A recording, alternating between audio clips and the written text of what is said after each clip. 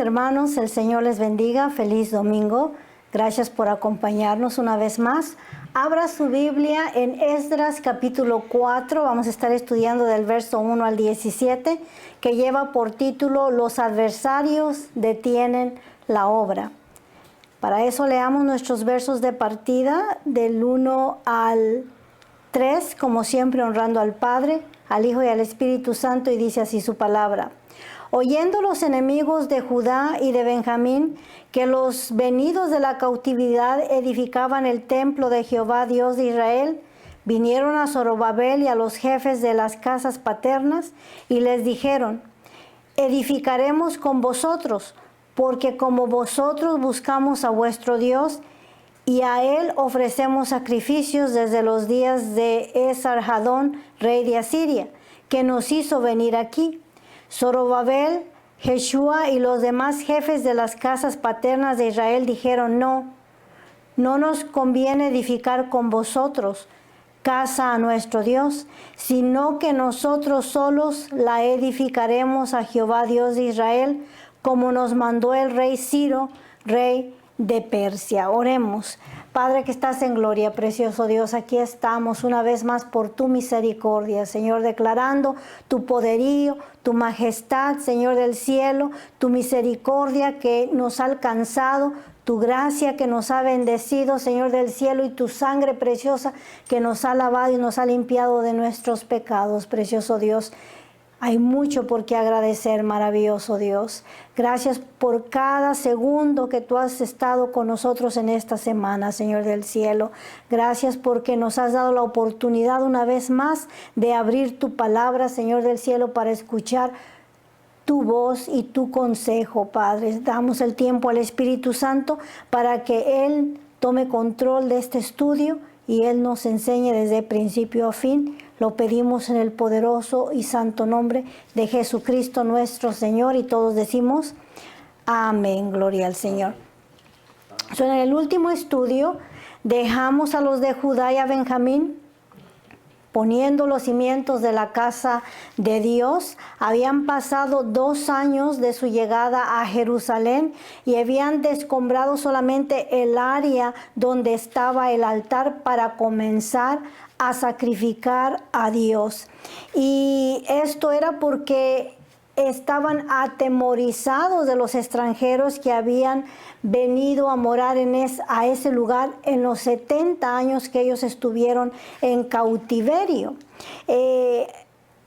A estos hombres se les llamaba samaritanos, los cuales ya residían en la ciudad de Samaria y eran los que estaban ahí en los contornos de Jerusalén. Y recordamos que en el estudio pasado echaron los cimientos de la casa de Dios y la gente se emocionó en gran manera. Comenzaron los ancianos a llorar de melancolía, recordando lo glorioso del templo de Salomón, y que ahora ahí estaban apenas quitando los escombros de ese templo que había sido destruido por Nabucodonosor.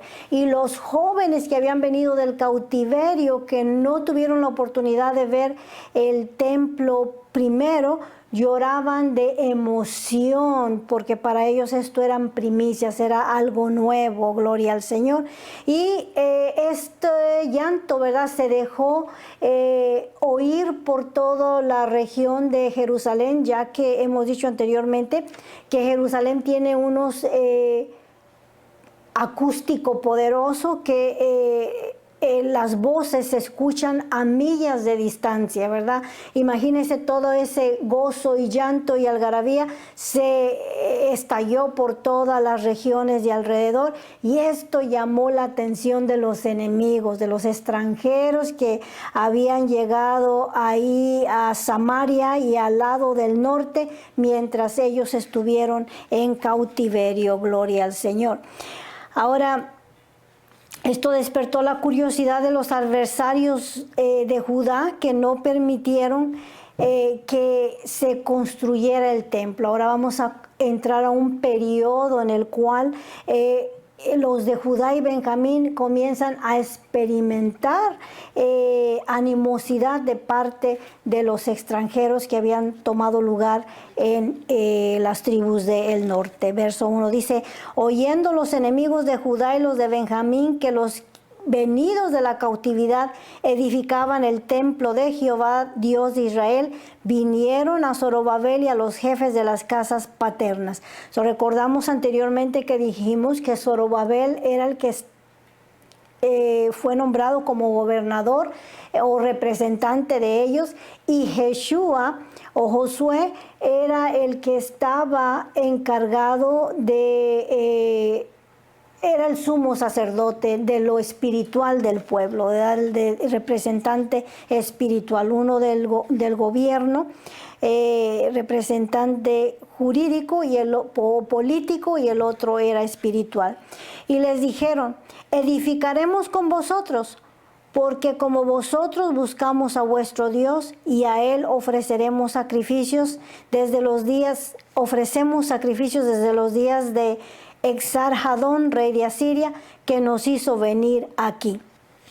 Explicamos anteriormente la razón por la cual ellos estaban ahí.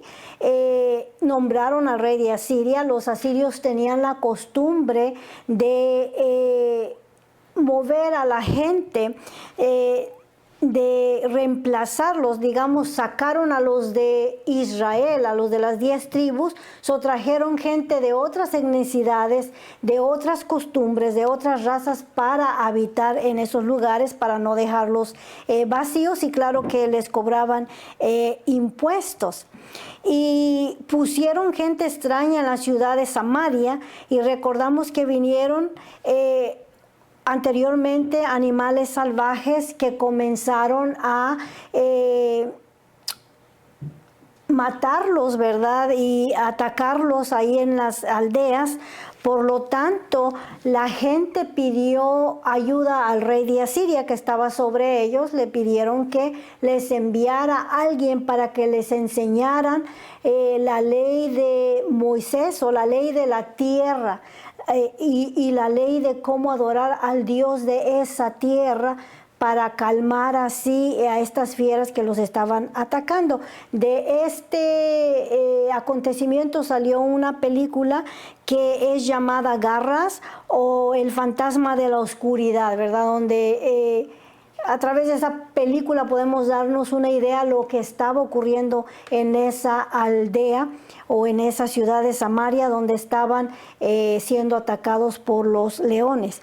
Y el rey les envió a ciudadanos que conocían algo de la ley de Dios. Recordamos que estos asirios se llevaron a los de las tribus del norte, los cuales estaban muy desconectados de la ley de Dios. Ellos estaban también adorando a dioses paganos. Fue por eso que cayeron en manos de los asirios. Así es que podríamos decir que un ciego guiando a otro ciego, pero en su propio entendimiento les enseñaron a sacrificarle a Jehová, el Dios de Israel. Por eso les están diciendo aquí a los representantes de Judá y de Benjamín, nosotros adoramos al mismo Dios. Y en realidad conocían a Jehová de oídas y le sacrificaban sacrificios, pero al mismo tiempo tenían una combinación extraña de su propia religión, porque por temor de los leones le sacrificaban al Dios verdadero, Jehová Dios de los ejércitos, pero seguían guardando sus propias costumbres y adorando a sus propios dioses paganos. Era una mezcla extraña, ¿verdad?, de religión de ellos. Ahora,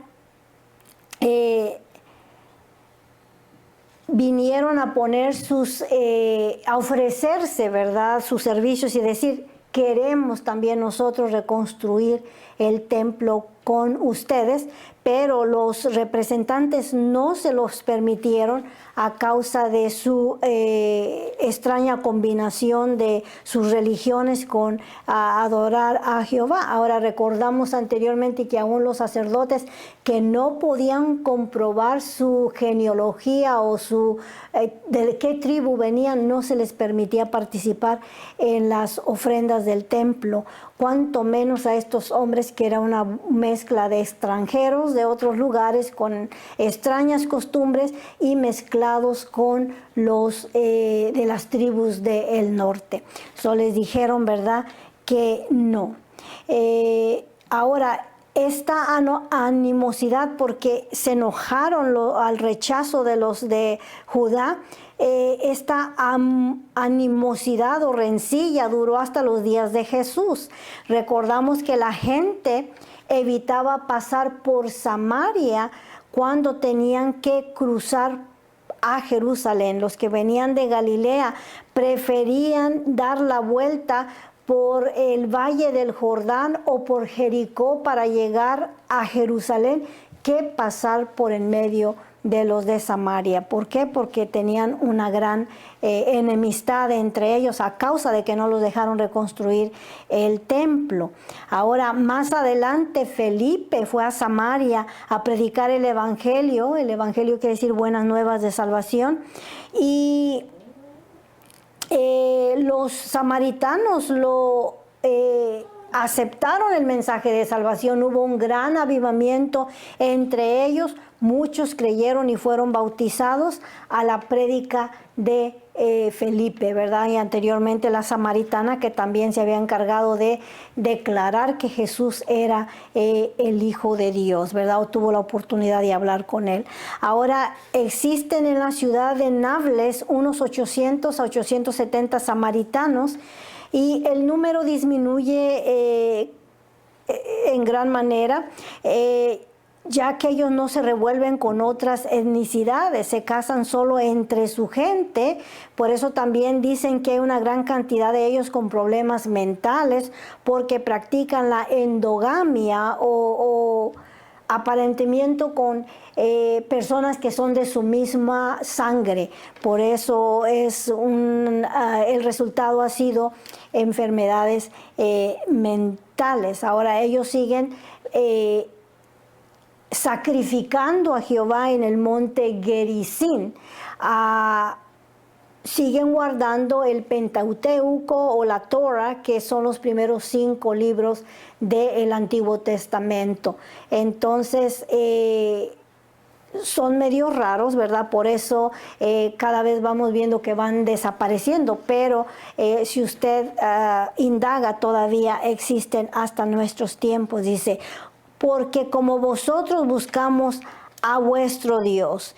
Y pues no era verdad, ellos servían y sacrificaban a Jehová, pero también, como dije, tenían la costumbre de adorar a sus propios dioses paganos, y no es lo mismo adorar a Dios por amor que por miedo, ¿verdad? Y ellos lo hacían por miedo, por las bestias que los atacaron anteriormente. Gloria al Señor. Podemos decir como muchos, ¿verdad? Hay gente también que dice yo soy cristiano y conocen a Jesús y lo reciben como el Hijo de Dios, pero siguen viviendo su vida a su manera. En realidad no pueden decir al 100% somos cristianos, como estos no podían decir al 100% servimos a Jehová Dios de los ejércitos. Y dice el verso 3, Zorobabel, Jeshua y los demás jefes de las casas paternas de Israel dijeron, no nos conviene edificar con vosotros casa a nuestro Dios, sino que nosotros solo la edificaremos a Jehová Dios de Israel, como nos mandó el rey Ciro, rey de Persia. Y este es el principio de una larga rencilla o de una larga pleito entre los samaritanos y los judíos. Como dije, hasta los días de nuestro Señor Jesucristo existía esa rencilla. Recordamos, ¿verdad?, que la samaritana le dijo, ¿por qué tú me estás pidiendo a mí de beber cuando sabes que los samaritanos y los judíos no se llevan entre sí? Y cuando ella miró que estaba hablando con el Hijo de Dios, le hizo la pregunta, como dije yo ahorita. Ellos sacrificaban todavía en el monte Gerizim y hasta este día lo siguen haciendo. Y preguntó ella, ustedes dicen en Jerusalén, nuestros padres dicen que en el monte Gerizim, ¿quién está en lo correcto? Y Jesucristo le dijo, ninguno de los dos está en lo correcto, porque la hora viene y la hora es cuando los verdaderos adoradores adorarán al Padre en espíritu y en verdad, y el lugar en realidad no importa. Donde quiera que invoquemos el nombre del Señor, podemos encontrar su presencia y Él escucha nuestra oración. Y dice que donde estén más de 2 o 3 reunidos en su nombre, también ahí en medio de eso está el Señor, gloria a Dios. Dice, pero el pueblo de la tierra intimidó al pueblo de y lo atemorizó para que no edificara.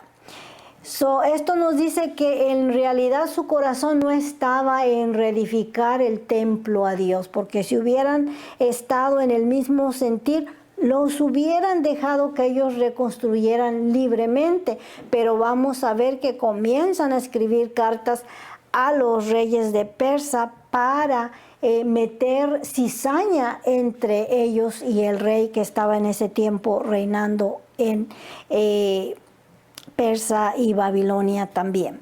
Dice, sobornaron además contra ellos a los consejeros para frustrar sus propósitos.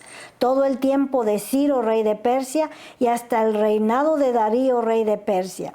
Y el reinado de Asuero, en el principio de su reinado, escribieron acusaciones contra los habitantes de Judá y de Jerusalén.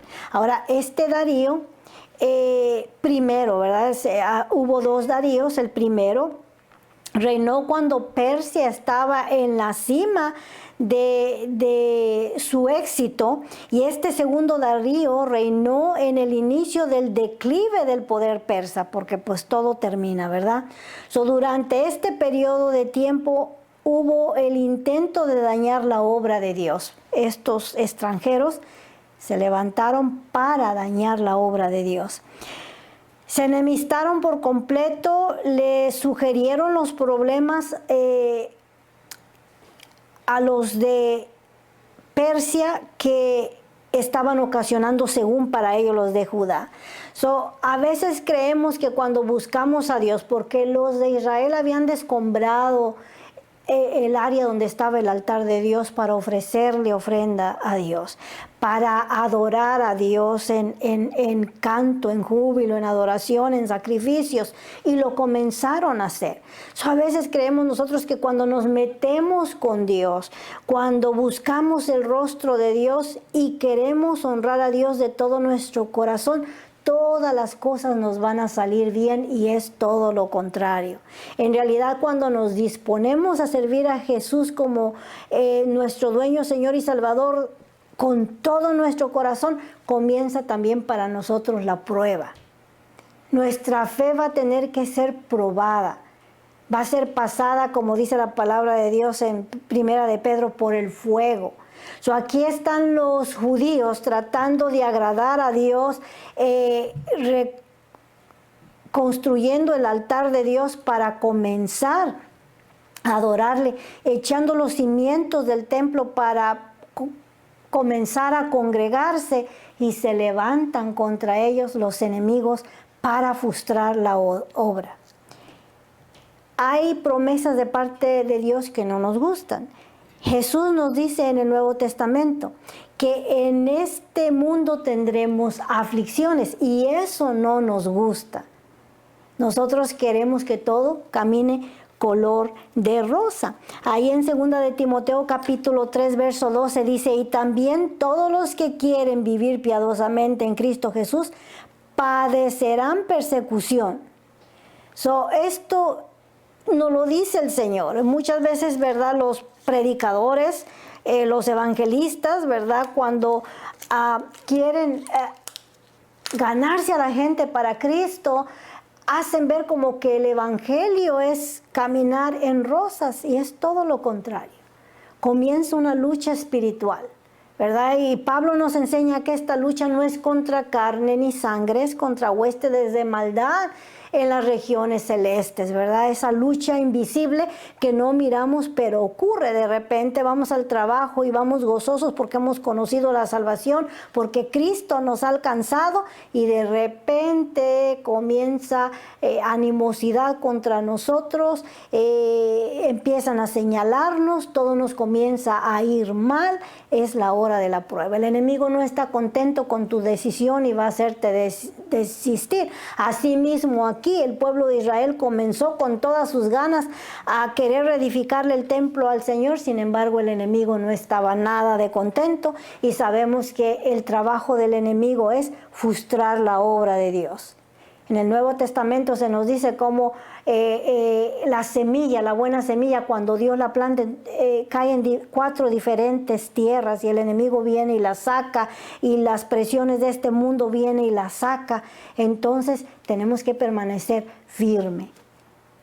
Hay una guerra espiritual, gloria al Señor, pero Jesús ya la venció en la cruz del Calvario. Dice la palabra del Señor: someteos pues a Dios, resistidle al diablo y de vosotros huirá. Y esto es lo que tiene que hacer el pueblo de Judá, de Benjamín: someterse a Dios, resistirle al diablo, y el diablo se tiene que ir, gloria al Señor. Dice: sobornaron además contra ellos a los consejeros para frustrar sus propósitos. Todo el tiempo de Ciro, rey de Persia, hasta el reinado de Darío, rey de Persia, y el reinado de Asuero. Estos 3 mencionados son los que obraron a favor de las tribus de Judá. Ahora, este Asuero que es mencionado aquí no es el Asuero esposo de Esther, que vamos a mirar más adelante. Este es el Cambises de la historia secular. Este reinó del años 529 al 521. Reinó por aproximadamente unos 8 años. El Asuero de Esther ya lo vamos a ver más adelante. Era un rey, bueno, podamos decirlo así. Este que está reinando ahorita solamente reina por 8-9 meses, y se inclina a favorecer a los malandros, a los chismosos que están tratando de hacer ver mal al pueblo de Israel, dice el verso 6. En el reinado de Asuero, en el principio de su reinado, escribieron acusaciones contra los habitantes de Judá y de Jerusalén. También en días de Artajerjes escribieron Bislam, Mitradeis, Tabil y los demás compañeros suyos a Artaxerxes o Artajerjes, rey de Persia, y la escritura y el lenguaje de la carta eran en arameos. Estos ardidos porque no los dejaron reconstruir el templo con ellos, se unieron para mandar cartas hablando mal del pueblo de Dios y para detener y frustrar la obra de Dios. Como dije, Artajerjes es el pseudo Semernis de la historia secular, y solo reinó por 9-10 meses. Y después de él toma el trono Darío, el que favorece de nuevo al pueblo de Israel. Pero le puso atención a sus cartas pernicias que enviaron para quedar mal el pueblo de Israel. Dice: Rehum, canciller, y Shimbai, secretario, escribieron una carta contra Jerusalén al rey Artaxerxes. En tal fecha escribieron Rehum, canciller, y Simsai, secretario, y los demás compañeros suyos, los jueces, gobernadores y oficiales, y los de Persia, de Erech, de Babilonia, de Susa, esto es, los elamitas, y los demás pueblos que el gran y glorioso Anaspar transportó e hizo habitar en las ciudades de Samaria y los demás provincias del otro lado del río. Y esta es la copia de la carta que enviaron. Todos los mencionados, que cuesta pronunciar sus nombres, fueron los que se juntaron para enviar la carta, y se identificaban como los que están en el otro lado del río. sus nombres revelan sus etnicidades, no era ninguno de descendencia judía o israelita, todos eran extranjeros. Dice, y esto es lo que dice la carta, verso 11, al rey Artaxerxes, tus siervos del otro lado del río te saludan, esto es del río Éufrates, donde ellos se encontraban. Sea notorio el rey que los judíos que subieron de ti a nosotros vinieron a Jerusalén y edifican la ciudad rebelde y mala, y levantan los muros y reparan los fundamentos. Ahora, en la lectura no hay indicación de que ellos hubieran estado reparando los muros de la ciudad.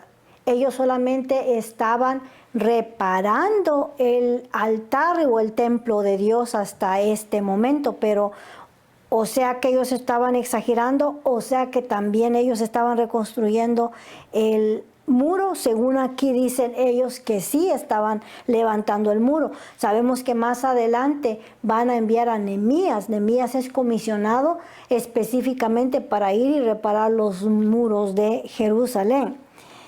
Ahora, a Zorobabel y a Jeshua fueron a los que enviaron con la orden de reedificar el templo. Esa era su función y esa era su tarea. Dice 13, ahora sea notorio el rey que si aquella ciudad fuere reedificada y los muros fuesen levantados, no pagarán tributo, impuesto y rentas, y el erario de los reyes será menoscabado. En pocas palabras, van a perder impuestos si dejan que estos judíos sigan construyendo la ciudad, el muro, y después que estén adentro van a decir, pues ahora no les pagamos impuestos. Esto es solamente ellos tratando de instigar, porque pues en realidad no era eso los planes ni los pensamientos de los de Judá. Dice, siendo que nos mantienen del palacio, no nos es justo ver el menosprecio del rey, por lo cual hemos enviado a hacerlo saber al rey. Estos, según ellos, eran contratados para cuidar los intereses del rey. Se unieron y la están mandando en lengua, dice ahí, caldea, para que entiendan, o sea, en realidad sus planes, ¿verdad?, estaban bien forjados para hacer el mal. Para que se busque en el libro de las memorias de tus padres, hallarás en el libro de las memorias y sabrás que esta ciudad es ciudad rebelde y perjudicial a los reyes y a las provincias, y que de tiempo antiguo forman en medio de ella rebeliones, por lo que esta ciudad fue destruida. Está instigando, metiendo duda al rey del testimonio de los de Judá. Le está diciendo, mira, revisa los archivos, ve a las crónicas de las historias y ahí encontrarás que los de Judá y Benjamín y los de Israel en realidad han sido siempre gente rebelde, que se han rebelado contra los reyes. Y en sí, ¿verdad? Recordamos que Nabucodonosor tuvo que dar 3 excursiones a Judá para llevarse a la gente, y en la tercera excursión fue que destruyó el templo y destruyó en realidad la ciudad, y lo hizo porque se rebelaron contra él. En realidad eso estaba escrito en el libro de las crónicas, que anteriormente ellos se habían rebelado y los que estaban ahí lo sabían muy bien. Dice, hacemos saber al rey que si esta ciudad fuere reedificada y levantados sus muros, la región de más allá del río no será tuya. Ya está avisado el peligro, ¿verdad?, de que estos tienen malas intenciones contra el rey y amenazan, ¿verdad?, los impuestos. Y el rey les da respuesta a su carta, ¿verdad? O sea que les puso atención al veneno que enviaron en esa carta. Dice, el rey envió esta carta respuesta a Rehum, canciller, a Shimsai, secretario, a los demás compañeros suyos que habitan en Samaria, y a los demás del otro lado del río, salud y paz. La carta que nos enviaste fue leída claramente delante de mí, y por mí fue dada orden, y buscaron y hallaron que aquella ciudad de tiempo antiguo se levanta contra los reyes y se rebela, y se forma en ella sedición, y que hubo en Jerusalén reyes fuertes que dominaron en todo lo que hay más allá del río. Aquí se está refiriendo, ¿verdad? Encontraron los escritos, y es verdad que estos se rebelan, por costumbre son gente rebelde, y que anteriormente, ¿verdad?, controlaron todo el mundo antiguo, y eso ocurrió bajo el reinado de David y bajo el reinado de Salomón. Llegaron a ser Israel la potencia más favorable de aquellos tiempos. Dice, mirad que no seáis negligentes en esto, porque habrá de crecer el daño en prejuicio de los reyes. Tuvieron éxito, porque la carta claramente indicaba que si ellos lograban una vez más levantarse y reconstruir esta ciudad, se iban a rebelar contra los reyes de Persia, que los habían mandado bajo la dirección de Ciro con libertad para construir. Pero como siempre cambian los reyes, cambian los tiempos, cambian las sazones, ¿verdad? Y también muchas veces las reglas. El primer rey, Ciro, favoreció a los de Judá, pero ahora los que han tomado el lugar después de él ya no están favoreciendo a los de Israel, a los de Judá. Y mirad que no seas negligentes en esto, o sea que pongan atención de que esto no vaya a ocurrir, aún hay tiempo para detenerlos. Dice, entonces, cuando la copia de la carta del rey Artaxerxes fue leída delante de Rehum y de Shimbai, secretario, y sus compañeros, fueron apresuradamente a Jerusalén a los judíos y les hicieron cesar con poder y violencia. Su plan tuvo éxito. Recibieron el resultado que ellos querían, detener la obra de Dios. Entonces cesó la obra de la casa de Dios que estaba en Jerusalén, y quedó suspendida hasta el año segundo del reinado de Darío, rey de Persia. Ahora, como dije, este Artaxerxes, Pseudo-Mernis de la historia secular, reinó solo por 9 meses, y en esos 9 meses se dejó usar por el enemigo para frustrar la obra de Dios. Más adelante es reemplazado, Artajerjes es reemplazado por Darío. Vamos a ver más adelante cuando lleguemos a Daniel, la historia, ¿verdad? Durante el reinado de Darío es cuando se le ordena que pongan a Daniel en el foso de los leones. Son dos diferentes Daríos. Un Darío era muy amigo de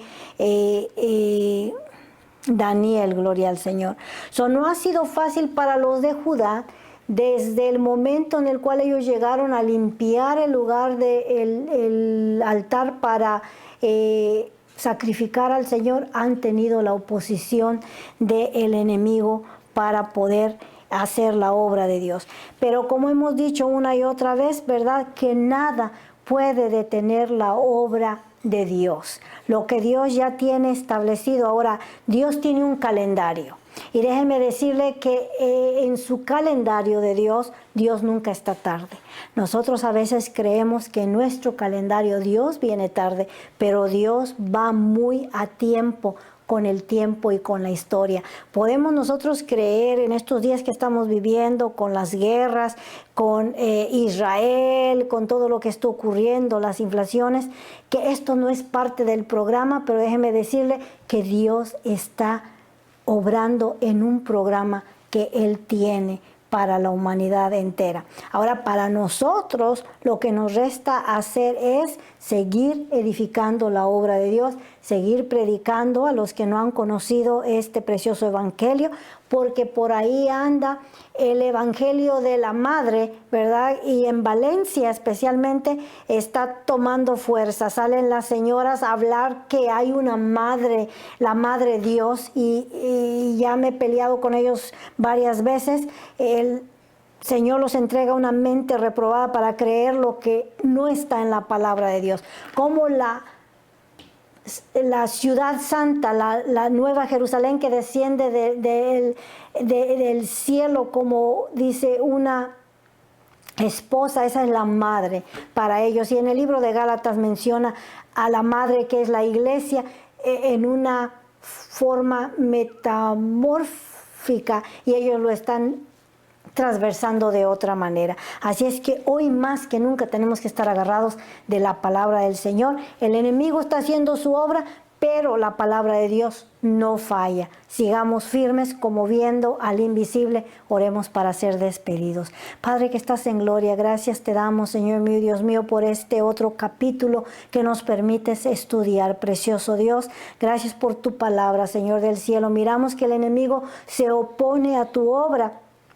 pero hay poder en lo que tú ya tienes establecido. Maravilloso Dios, permite que seamos firmes y que continuemos, precioso Dios, esta obra como viendo al invisible. Pedimos por tu pueblo ahí donde se encuentra, Señor, el que está enfermo, necesitado, ansioso, deprimido, enlutado, Señor mío, Dios mío, tu mano de poder lo fortalezca y lo levante.